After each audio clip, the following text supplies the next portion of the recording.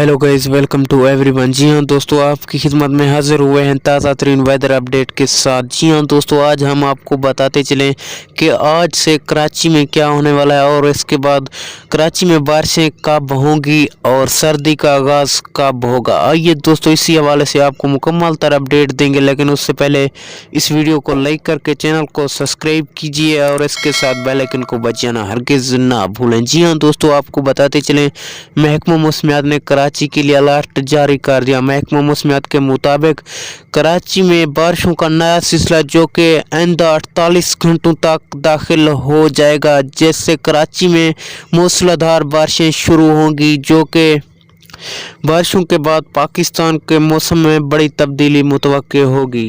कराची का मौसम भी मुकम्मल तौर पर तब्दील हो जाएगा। अल्लाह निगहबान दोस्तों।